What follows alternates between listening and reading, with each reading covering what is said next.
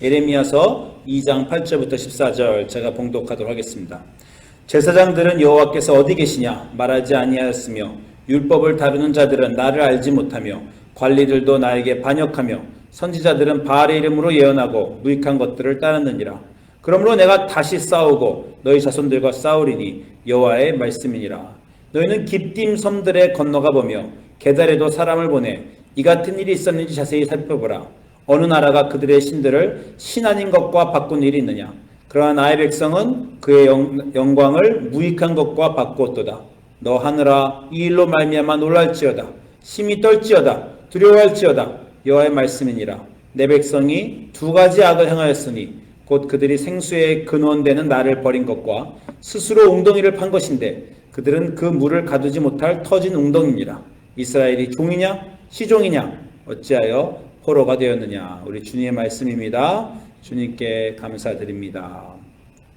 자, 말씀드린 대로 우리 예레미야서 두 번째 시간입니다. 그리고 예레미야는 눈물의 선지자 예레미야라고 우리가 말씀을 드렸고, 지난 시간에 우리가 역사 개관을 했습니다. 그죠? 혹시 지난 시간 예배를 안 들으신 분은 꼭 다시 돌아가셔서 지난 시간 역사 설명을 들으셔야 돼요. 그래야 오늘 계속해서 오늘뿐만 아니라 예레미야서를 이해할 수 있습니다.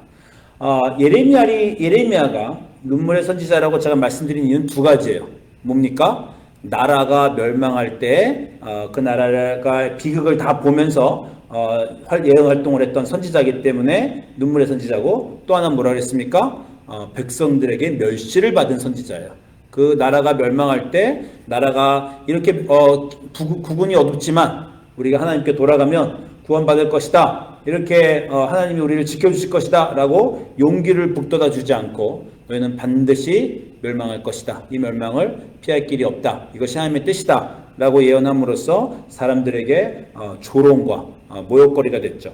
특별히 조롱과 모욕거리가 된 이유를 제가 역사적 상황을 보면 설명을 드렸습니다. 그렇죠? 150년 전에 히스기야 왕 때, 100년 전에 히스기야 왕 때 대제국 아시리아가 북이스라엘을 멸망시키고 쳐들어왔을 때는 의로운 왕 히스기야와 의로운 선지자 이사야가 힘을 합쳐서 그 어려움을 극복했어요. 이제 100년도 지나지 않아 똑같은 상황이 일어나고 이번에는 새 제국인 바빌론이 쳐들어오고 그러네 또 다행히도 히스기야 왕처럼 의로운 왕인 요시야 왕이 나와서 이제 요시야 왕 같은 히스기야 왕 같은 요시야 왕이 나왔으니 이사야 같은 선지자만 나와주면 됩니다.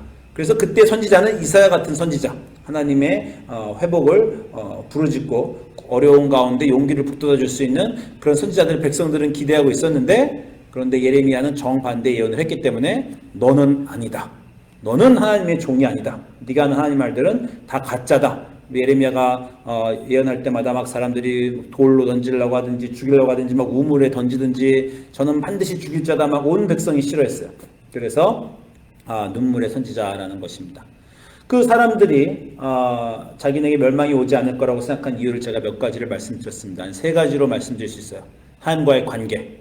우리는 아브라함의 자손이고 다윗 왕을 통해서 영원한 약속을 받은 하나님이 영원히 버리지 않겠다고 약속한 하나님의 사람이다. 백성들이다. 하나님과의 관계가 그들의 자신감이었습니다. 또 하나는 이 의로운 왕이 우리에게 일어났다. 히스기야 왕같이 요시야 왕이 우리에게 일어났다. 그리고 우리는 주변 국가들보다 낫다. 주변에 모압도 있고 암몬도 있고 미디안도 있고 하지만 우리는 요시야 왕도 있고 하나님의 백성으로서 낫다. 이런 얘기가 있었고요. 결정적으로 그들이 안심하고 예레미야의 말을 듣지 않은 건 과거의 경험 때문입니다. 언제 멸망한 적 있었냐? 어려움은 늘 있었는데 늘 잘 이겨냈고 비슷한 상황인 지난번에도 히스기야 왕 때도 잘 우리가 버틴 거 아니냐? 이런 여러 가지 일로 그들이 예레미야의 말에 귀를 기울이지 않았습니다. 그 제가 지난 시간에 여러분과 얘기하면서 우리도 비슷하다고 했죠. 우리가 인생의 어려움을 기대하지 않는 몇 가지 이유, 하나님의 보호를 기대하는 이유, 우리와 하나님의 특별한 관계, 우리는 하나님의 백성, 우리는 하나님의 자녀, 그렇죠? 그리고 나는 주변 사람보다 낫다. 내 삶은 괜찮다. 이거고. 또 하나는 과거의 경험상 내가 벌을 받았으면 그렇게 대학교 때 술 먹고 놀 때 벌을 받았어야지. 지금까지 잘 온 거 보면 앞으로도 괜찮지 않을까 하는 경험들이 우리의 삶을 지배하고 있는 것을 볼 수 있습니다. 자, 지난주에 정말 모든 라디오하고 유튜브하고 뉴스에 영국 여왕 얘기만 나왔어요. 좀 많이 보셨어요? 계속 나온 얘기가 어떤 그 장면을 잡아주더라고요. 젊은 여왕이 자기 인생을 막 그냥 공주로서 살다가 아버님이 55세 일찍 돌아가셨어요. 그런 바람에 여왕이 젊은 나이에 되면서 이제 퍼블릭 라이프에 들어가는 순간, 그래서 더 이제 모든 사람들의 스포트를 받고 여왕으로서의 삶을 사는 순간들을 나옵니다. 그 지난 오랜 기간 동안에 얼마나 스캔들이 많았어요. 뭐 다이애나부터 시작해서 찰스 황태자며 뭐 해리며 뭐 스캔들이 똑똑한 그냥 잡지를 한 잔뜩 차지하는데, 그 사람들이 뭐 부패한 타락 정치인들이랄 스캔들이 났습니까? 그 사람들이 그 왕족들이 뭐 도둑질했어요, 사람을 죽였어요, 타락을 했어요, 뭐 부패를 저질렀어요. 그런 거 아닙니다. 근데 그 사람들이 노상 스캔들을 겪는 이유는 뭐예요? 사람들의 기대치가 높기 때문이에요. 보통 영국 국민들이 이혼 많이 하듯이 그 사람들도 이혼했어요. 많은 사람들이 뭐 바람도 피고 뭐 부부관계도 이렇고 그냥 보통 사람들의 삶 정도로만 살았는데도 이 왕가의 사람들은 늘 스캔들에 일어납니다. 왜 그렇습니까? 기준이 다르잖아요. 왕가인데 보통 사람들이어서 같아서야 되는가? 그냥 보통 사람들에게 일어나는 그런 일들이 다 일어나는 게 다 가십거리가 됐어요. 왕가기 때문에 그렇습니다. 여러분에게 여러분은 하나님에게 누구십니까? 이렇게 물어보면 여러분 뭐라고 그러셨어요? 여러분과 하나님의 관계는 뭐예요? 우리가 좀 옛날 구약시대에 살면 우리는 하나님 백성입니다. 이스라엘은 그렇게 말할 거고, 요즘 사람들이 제일 많이 여러분과 하나님의 관계를 물어보겠어요. 저는 하나님의 자녀입니다. 하나님의 아버지입니다.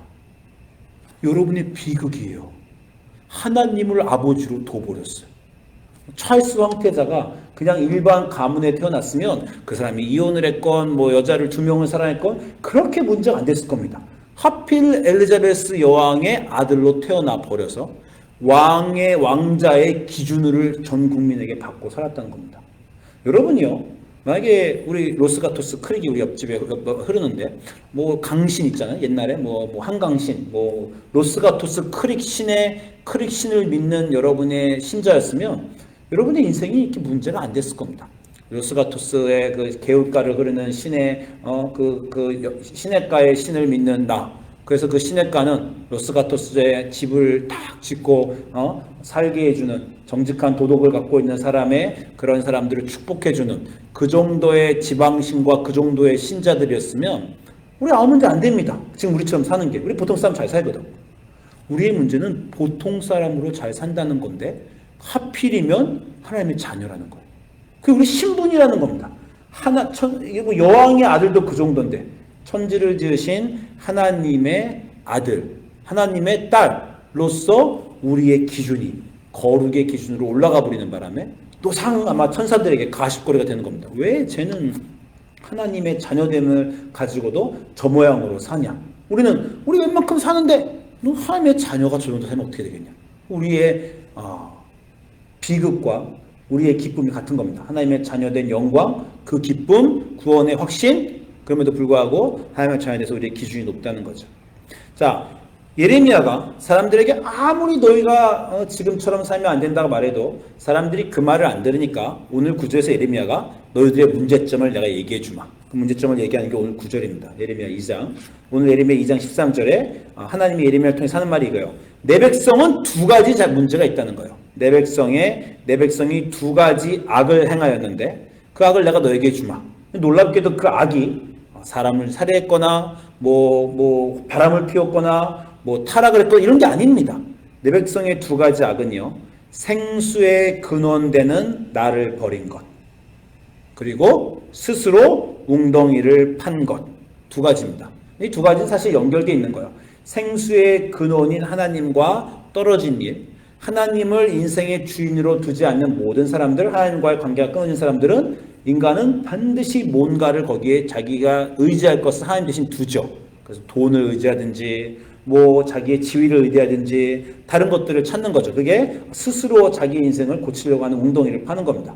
그래서 생수의 근원된 하나님을 놓친 것이란 것이 이게 우리의 죄라는 거예요. 우리의 죄는 뭐 특별한 문제가 아닙니다. 생수의 근원인 하나님으로부터 떨어진 것, 그리고 그래서 우리 스스로 우리 인생을 낫게 하고자 하는 것입니다.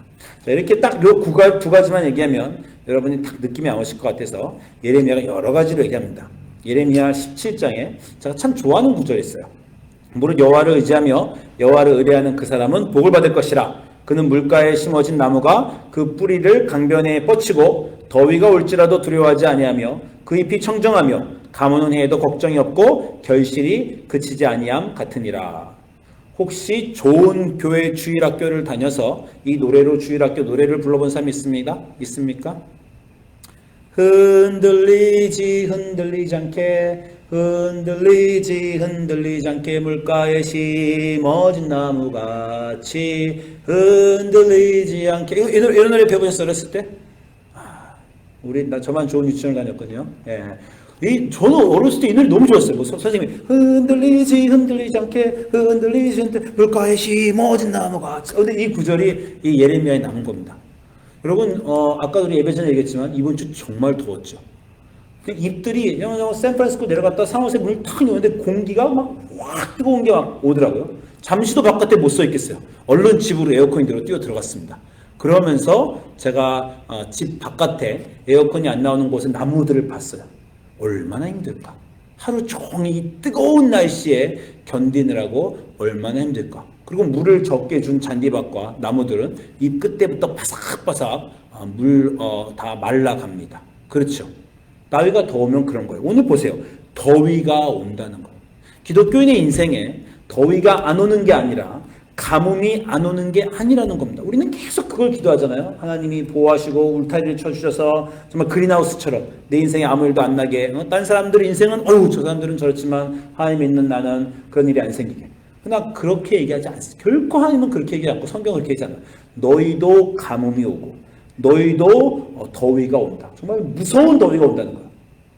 근데 다 죽어가는데 나무들이 한 나무만 그냥 독야청청 푸르다는 겁니다. 왜? 뿌리가 물가에 닿아 있기 때문이에요. 여러분 날씨가 뜨겁고 햇빛이 뗀데 만약에 뿌리가 물에 닿아 있으면요 그 나무는 더 잘 자랍니다. 뜨거운 날씨에서 나무가 더 커지고 잎들이 더 커지고 더 초록색이에요. 물가에 심어진 나무처럼.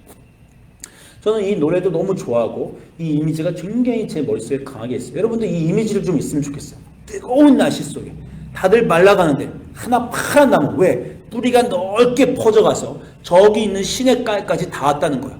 뿌리가 시냇까지 닿은 나무는요 걱정이 없어요. 날씨에 계속해서 물을 쫙쫙 빨아들이잖아요. 그죠? 여러분의 인생이 그와 같아야 된다는 겁니다. 생명의 근원되는 하나님과 연결이 된 사람의 인생은 어떻게 다르냐면 생명의 근원되면 열매가 있다는 거예요. 아무리 더워도 그 나무는 열매를 계속 더 많이 맺는데 생명의 근원인 하나님의 그 물의 생수에 닿아 있지 않으면요 날씨가 조금만 더우면 곧바로 말라가요. 인생에 조금만 어려움이 생기면 얼굴이 찌푸러지고 사람들이 보기에 야, 제 인생 요즘 힘든가 보다. 얼굴에 그냥 저 스트레스 받는 거 봐라. 그런 사람도 있잖아요. 사람들은 누구나 다 환경에 반응하기 때문에 인생이 좋고 막 애들이 잘 되고 막 사업이 잘 되면 얼굴에 웃음이 막 입이 귀에 걸렸네 뭐 이런 얘기하고요. 야, 저 얼굴 다 썩어가는 거 봐라. 죽어가는 거 봐라. 그거 다 뭡니까? 상황에 따라 흔들린다는 거 아닙니까? 그러나 물가에 하나님의 생명의 근원인 하나님을 잃어버리지 않는 사람들, 하나님과 연결된 사람들, 마치 그 뿌리가 물가에 닿아 있는 하나님의 사람들은 그 날씨가 덥고 가는 것과 상관없이 잎이 청청하고 결실이 그치지 않는다는 거예요. 여러분 기독교인들은요 아침에 일어나서 거울 딱 보고 놀라면 안 됩니다. 놀라면 이렇게 회춘을 하나? 이러고 놀라야지. 팍팍 늙어가는구나. 그러고 놀라면 안 됩니다. 그 얼굴을 보면서 내 나이는 겉모습은 쇠퇴하나 날로 새로와 내 안에 예수 그리스도의 새로움이 인생의 기쁨이 늘 넘치는구나. 잘 돼서 그런 게 아니라 하나님을 아는 기쁨, 하나님과 연결된 기쁨으로 물가에 심어진 나무처럼 되신 여러분이 되시기를 축원합니다. 그런 모양을 제가 한 가지 보여드릴게요. 다 아는 구절인데 사도행전 16절에 가니까 바울과 실라가 빌립보로 여행한 내용이 나옵니다.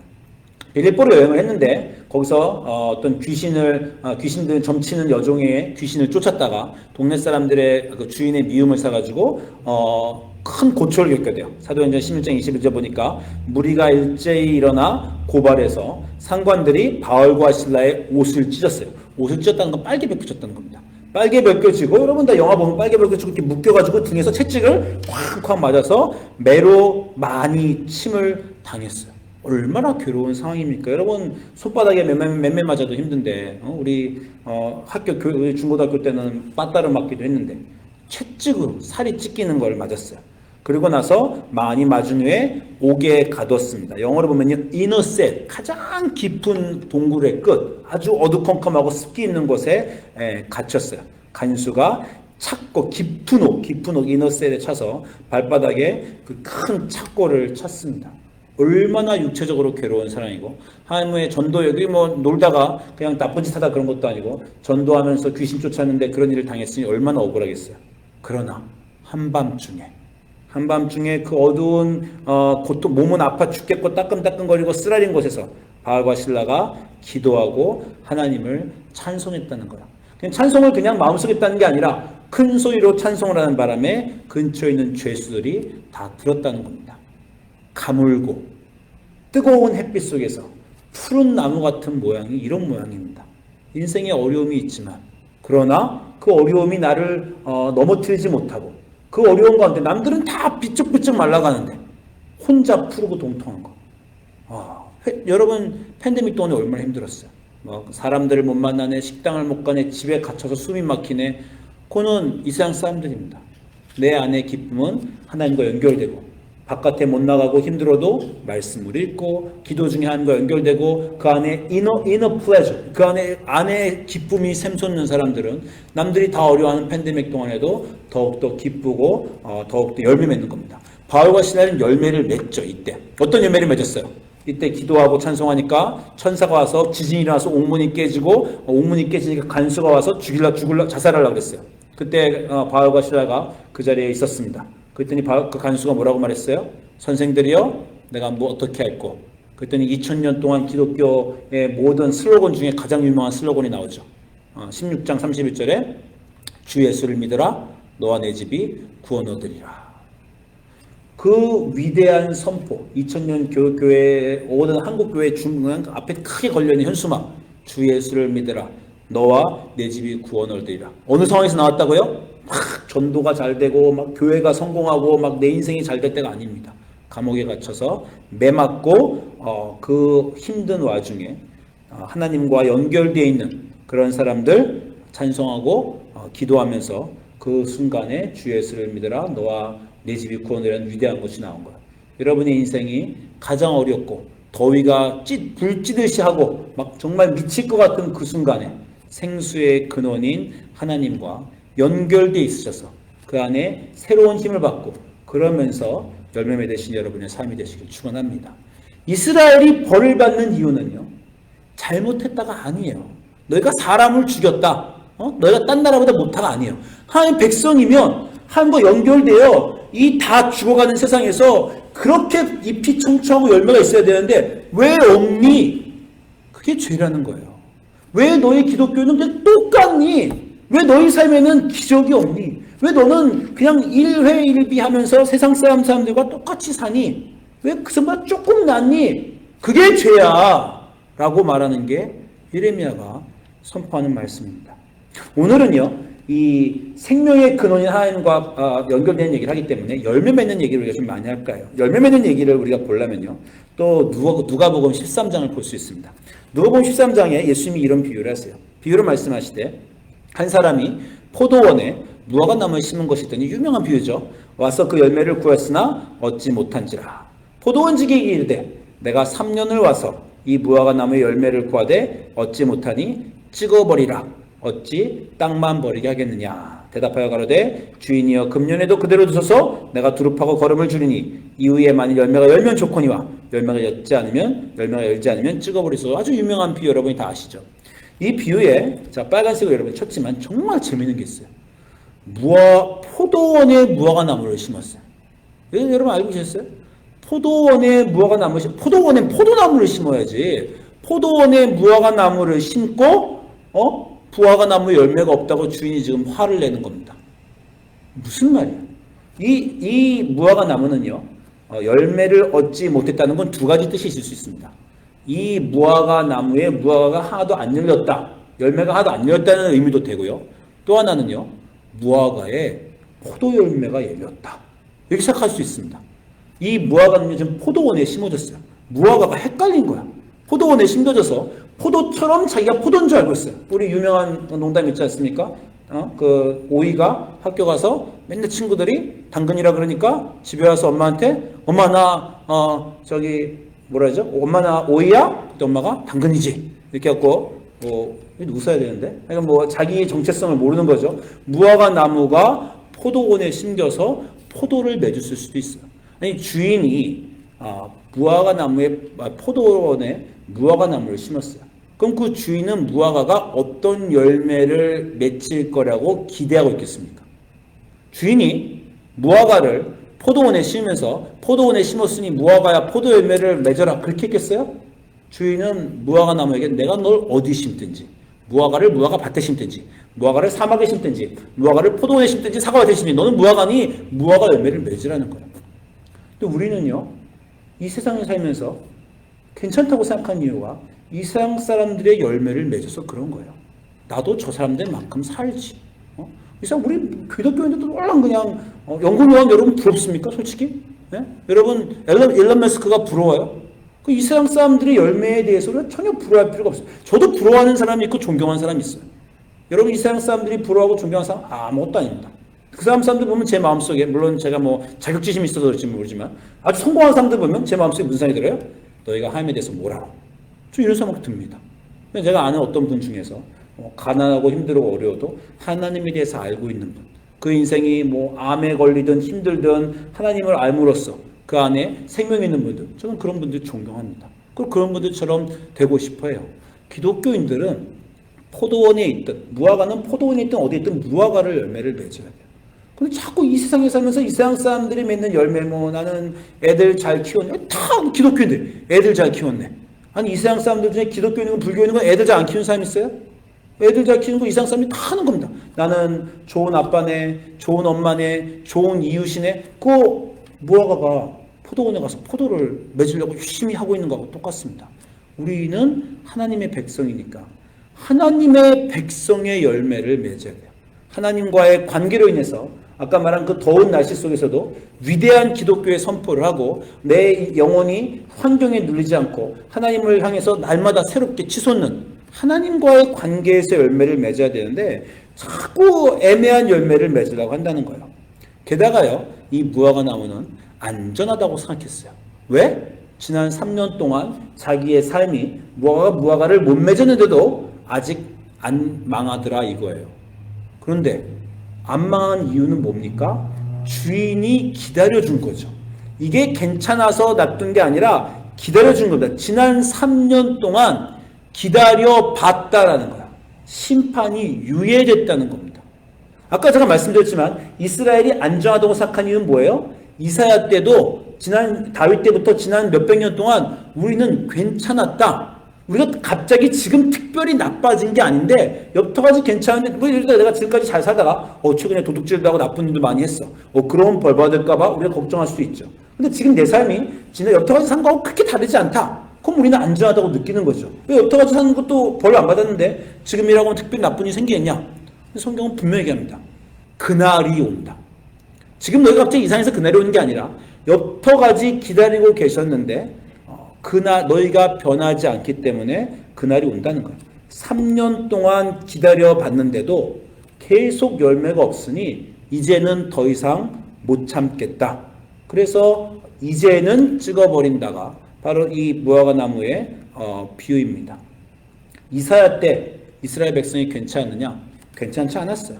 여러분 이사야 때 이사야도 이스라엘 백성이 너희는 잘하고 있다. 아시리아가도 걱정하지 마라. 이렇게 말 안 했습니다. 너희는 정말 문제고 똑같이 하나님으로부터 떨어진 문제고 열매가 없는 삶이라고 이사야 때도 말했어요. 이사야 5장 1절 보면 이렇게 합니다. 내가 사랑하는 자에게 똑같이 오늘 포도원이 계속해요. 내가 사랑하는 자에게 포도원이 있으며 심히 기름진 산내로다. 땅을 파서 돌을 제하고 극상품 포도나무. 너희는 하나님의 백성이야. 그냥 사람들이 아니야. 극상품 포도나무를 심었고 그 하나님 백성으로서의 위대한 말씀도 주시고 기도도 주시고 망대도 세우고 술틀을 팠도다. 좋은 포도를 맺기를 바랬더니 너희는 왜 들포도밖에 못 맺냐? 왜 이 세상 사람들만큼도 못 되냐? 이사야 때도 그랬어요. 그런데 이사야 때 안 망한 거는 하나님의 인내하셔서 한 번 더 기다려 주신 거야.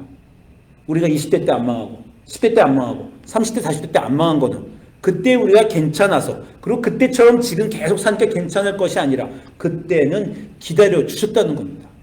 기다려 주시는데도 왜 변화가 없냐 도대체? 왜 열매 맺는 삶이 열매가 없냐? 지금쯤이면 그렇게 내가 너의 삶에 너를 찾아오고 방문하고 말씀을 주고 인내를 하고 기도하고 너에게 말씀을 읽으면서 열매를 맺길 바라는데 어떻게 늘 세상 사람들처럼 똑같이 살면서 괜찮다고 생각하고 변화가 없으면서 너희는 열매가 없냐? 내 백성의 두 가지 죄는 생명의 근원인 나로부터 떠나서 열매 맺지 못하는 것이다 라는 게 유다의 죄예요. 유다가 궁금할 수밖에 없죠. 그래서 나라가 망하면요, 모든 선지자들과 백성들이요 다 이 불평을 해요. 아니 아시리아는 그냥 있고 바벨론은 그냥 있는데 저 악한 왕국들은 그냥 있는데 하나님의 백성이 우리는 왜 망합니까? 하나님의 대답은 뭐예요? 하나님의 백성이니까 망했지. 하나님의 백성인데도 저 주변 국가들보다 다르지 않으니까, 그러니까 망했다라고 그렇게 얘기하시는 겁니다. 열매 맺는 얘기 계속하면 마지막 오늘 구절은 이겁니다. 열매 맺는 얘기를 하면 이 말씀을 우리가 빼놓을 수가 없죠. 요한복음 15장입니다. 바로 하나님과 연결되어 있어서 열매 맺는 삶을 얘기하죠. 내 안에 거하라. 나도 너희 안에 거하리라. 가지가 포도나무에 붙어있지 아니하면 스스로 열매를 맺을 수 없는 것 같이 너도 내 안에 있지 않으면 그러하리라. 나는 포도나무요 너희는 가지라. 그가 내 안에 내가 그 안에 거하면 사람이 열매를 많이 맺나니 나를 떠나서는 너희가 아무것도 할 수 없습니다. 영어를 좀 보시기 바래요. 영어를 보면요, You will never bear the fruit이 3번이나 여기 나와요. 너는 나와 떨어져 있으면 절대 열매를 맺지 못한다. 열심히 살고 도덕적이고 근면하고 애들 잘 키우고 이웃에게 잘한다고 열매 맺지 못한다. 나와 떨어져 있으면 열매 맺지 못한다. 내 안에 거해야 된다. 이런 말씀입니다. 제 아들이 중학교에 올라가고 7학년 되면서 이제 많은 압박을 저한테 와요. 뭐 게임 PC도 사달라. 그때가 됐습니다. 그리고 폰을 빨리 컨트랙 폰으로 바꿔달라. 이제 애들한테 라이드를 해줘야 되니까 폰을 주긴 줬어요. 근데 저는 이제 프리페이드 폰을 줬습니다. 프리페이드 폰은 전화만 할 수 있는 거예요. 아빠 학교 끝나면 이제 아빠한테 전화해서 데리러 오라고 해야 되니까. 근데 그건 뭐가 없어요? 데이터가 없어요. 프리페이드 폰 중에서 이거 데이터가 없는 왜? 걱정되잖아. 젊은 아이가. 젊은 아이니까 7살 아니라 7학년 중학생이 얼마나 유튜브와 게임과 유혹이 많겠어요.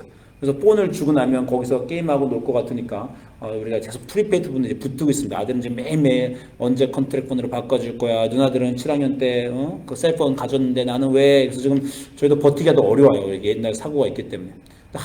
최근에 아들이 왜 나는 7학년인데 폰 안 바꿔주냐? 나도 인터넷이 필요하다. 얘기했어요. 뭐 계속 얘기했지만 한번 저도 눈을 똑바로 뜨고 애들 얘기했습니다. 그거 주면 너 맨날 유튜브 할 거 아니야. 그거 주면 맨날 게임 할 거 아니야. 형들 안 그래? 제가 이렇게 말했어요. 무슨 말이냐면 교회 오면 우리 교회 모든 형들이 폰을 다 들고 있어요. 예배가 딱 끝나면, 예배 중에 참 안 그러는 것 같은데, 예배가 끝나면 예배를 먹고 점심을 먹으러 가는 곳에도 폰을 보고 있고, 농구를 하면 농구를 막 하다가 잠깐 쉬는 동안에는 폰을 보고 있어요. 다 뭐예요? 다 게임 보고, 다 스포츠 보고, 다 유튜브 보고 있어요. 그래서 우리 아들한테 다 그러잖아요. 형들도 너 안 그럴 수 있어? 근데 애가 눈을 동그랗게 뜨니 더 이상 말을 안 하더라고. 지도 알아요. 이 폰을 주면 자기가 계속해서 유튜브를 보고 게임을 할지 압니다. 제가 지난 시간에 했지만요, 전 여름 내내라는 게 요즘도 매일 전쟁이에요. 저는 매일 전쟁을 치르고 있는 느낌이에요. 내 폰과 내 유혹은 여기 있어. 성경은 여기 있어. 기도에 내가 추구하는 하루에 내가 해야 되는 기도의 시간, 내가 하루에 읽어야 되는 말씀의 양, 이게 없으면 이 더운 날씨에, 이 악한 세대에 내 마음이 금방 티납니다. 하나님을 조금만 멀리하면요, 주식이 떨어지는 거 걱정되고요, 내가 남들 아플 때 나도 이제 아플 때 된 거 아닌가, 이제 남들 아프다는 얘기 다 들리고 남들 안 되는 얘기 다 들리고, 가뭄이 뭐 10년 만에 가뭄이 오고 캘리포니아가 어쩌고 저쩌고 불이 어쩌고, 이 세상의 모든 내용들이 여러분 머릿속에 다 와요. 하나님과 관계가 멀어지면 금방 그렇게 됩니다. 근데 여러분의 해보시면 여러분들 아시잖아요. 내가 여러분이 충분한 말씀과 기도 생활로 신앙생활하고 있을 때요, 그런 건 눈에 안 들어옵니다. 그냥 하나님의 생각, 그런 것이 들어오죠. 예수님이 내 안에 거하라라고 말씀하십니다. 자꾸 그 안에 거하지 않고 이 세상 속에 거하고 이 세상이 주는 즐거움에 거하니까 절대 열매가 없잖아요. 이 세상 사람들만큼은 사는데 그거를 훨씬 더 높이 추구하는 거룩의 열매, 구원의 열매, 내 자신이 그 어떤 폭풍과 가뭄 속에서도 기쁨이 넘치는 그 잎이 푸른 그런 증거도 내 삶에 없고, 그리고 나를 통해서 주 예수를 믿으라, 너와 네 집이 구원을이라, 정말 교회사에 남는, 역사에 남는, 누군가의 간수의 인생을 바꾸는, 남에게 구원을 베푸는 그런 열매도 없잖아요. 그냥 우리는 그 포도원에서 그 정도로 옅어가지 아무 일 없었다가 이스라엘 사람들의 문제였고 우리의 문제입니다. 그것을 향해서 예레미야가 하는 그 말씀, 너희의 두 가지 죄를 말하라. 생수의 근원인 하나님으로부터 떠났기 때문에 너희는 열매가 없다. 그래서 너희 마음속에 늘 다른 것, 물을 채울 수 없는, 생명을 채울 수 없는 다른 웅덩이밖에 없다. 돈 생각하고, 세이빙 생각하고, 건강 생각하고, 남들처럼 성공한 거 생각하고, 그런 걸로 어디 구원이 있을 수 있단 말이냐. 다른 특별한 죄가 아니라 그 두 가지 죄를 예레미야가 나라가 멸망하기 전에 이스라엘에게 선포하고 있고, 사람들은 듣지 않아서 눈물을 흘리면서 선포하고 있고, 하나님도 그 당시에 예레미야를 보시면 화가 나셔서 보면 펄펄 뛰고 계세요. 화가 나셔서 펄펄 뛰면서 너희가 시종이냐? 이스라엘이 종이냐? 내가 너희를 종을 만든 적이 없는데 왜 종처럼 사냐? 내 자녀들이, 자유하는 자들이 왜 이 세상에 종처럼 사냐? 그 목소리, 우리가 예레미야를 공부하면서 배우고 알고 달라지는 그런 소중한 시간이 되기를 소망합니다. 기도하겠습니다.